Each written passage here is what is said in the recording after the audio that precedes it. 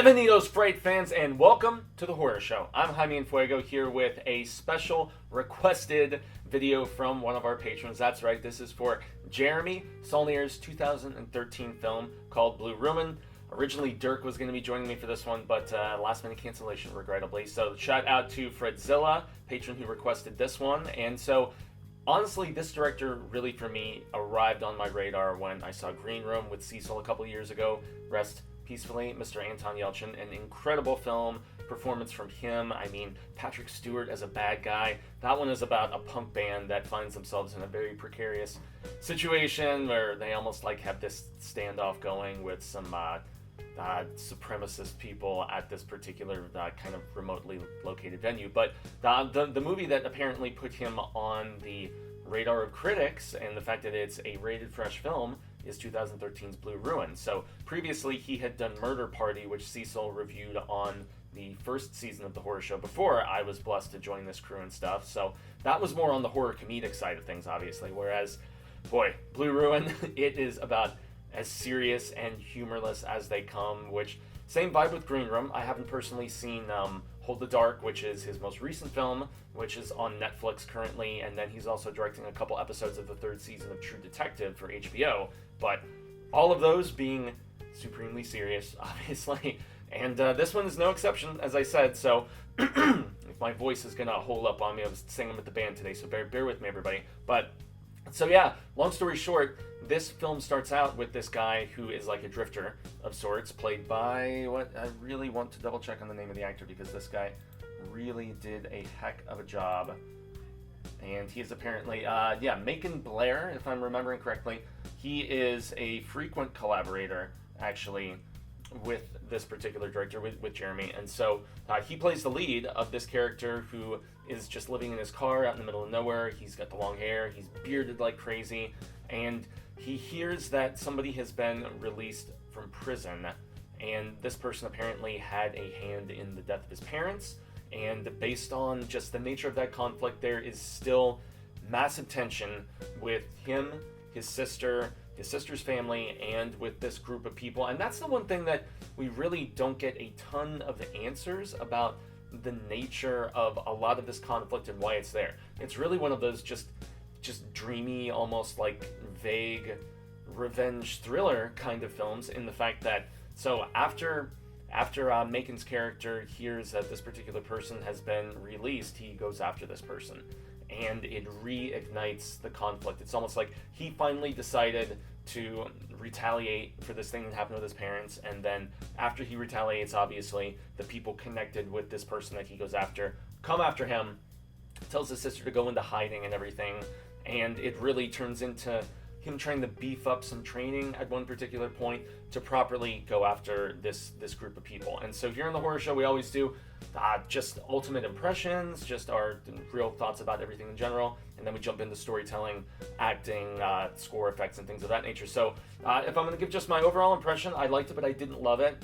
I do definitely feel like Green Room elevated this sort of vibe and made it a little bit more interesting and accessible for me, because the film does have a similar vibe of just, it's very beautifully shot, but it's in kind of a wildernessy type area. It's gritty, it's got some grime to it.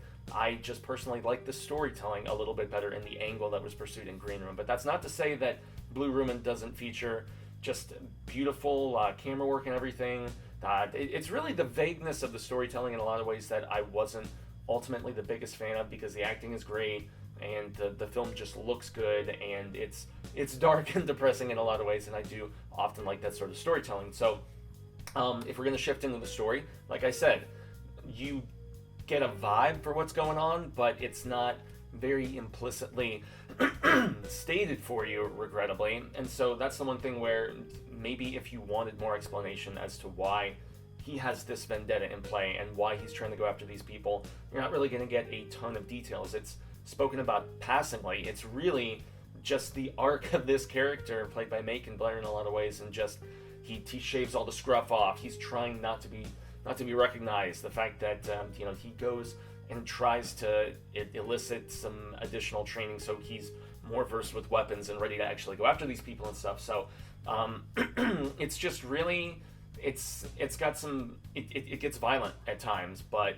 it's really just a slow burn, which I usually like, and I did appreciate in this particular case, but I must admit I just did not absolutely love the storytelling in this particular one. But if we're gonna do performances, though, it's not an extensive cast. Macon Blair is great. He's got just this permanently haunted nature to him in this movie, and he almost feels like a dead man walking in a lot of ways. He really truly does, and he just has this look in his eyes through the predominance of it. Then you don't see his sister for an extensive period of time, but they have one scene in a diner which is very effective, and you see the love, you see the resentment, you see all of these different things, and it's really awesome. So that's definitely something to make mention of. You don't really get much of a vibe for the people that he's going after until like the very end of the film. I mean, he kidnaps this guy and locks him in the trunk at one particular point, but there's not a ton of interaction. It's all of the heavy lifting is done by Macon. You know, it really is. And he has one conflict with these guys where they shoot him in the leg with an arrow, and that's where, once I get to the practical, I'll definitely talk about the fact that when this film does get brutal, it's very decently brutal and gory, but it's just, once again, it's not of the abundance here. So, but the heavy lifting that he is responsible for, he does impeccably, in my estimation. And but yeah, you don't really get much of a vibe really for any other characters in this, and so yeah, it's all about him, but he soldiers through and does a hell of a job. Practical and effects and stuff like that, I mean, as I said, there's not a ton of blood. There is one particular, like, just gun blast to the face, which is pretty awesome. Also where he's trying to just, like, pull this arrow out of his leg when these guys that come after him shoot him, and he escapes and everything, but it's gross. It's really gross. I was, like, sitting watching the film cringing as this guy is just, he's squirming, he's trying to just, cleanse it himself and everything. He goes to the store and he's lost so much blood, he's just kind of like hanging like this and everything, and the guy at the counter, this older gentleman, is just like staring at him, and he starts to give an explanation, and he just like can't even completely get to it, and yeah, just the way he's crying and cringing, and then shows up at the hospital and everything. But yeah, it's not a supremely violent movie either. Once again, it's back to the slow burn, and I guess, where Murder Party was really violent, but once again, the violence was used for comedic effect. Not the case here. Not the case in Green Room. I'm sad that I haven't seen Hold the Dark, so I can give just a little bit of insight and impression about that. So it's a really well-made movie. It's a good-looking movie is the most important thing to stress here. And, beautiful, just woodsy cinematography and stuff. Some of the beach sequences where the dude is hiding out near the beginning of the film are just terrifically shot. So, I mean, it's definitely a director that was turning a corner for this particular project, and you have to respect the hell out of that. The music, you've got one particular scene where he's going to track down this guy to get some weapons. There's a cool bit of the punk bar, which almost feels like a precursor to what we eventually got in Green Room. It's like a punk metal, goth kind of hardcore bar, stuff like that. But so that was cool. And then there's some old-timey music that is done especially effectively at the very end of the movie, in the one they play in post credits is great and stuff. So, but it's not one that score really dictates a ton, at least in my estimation.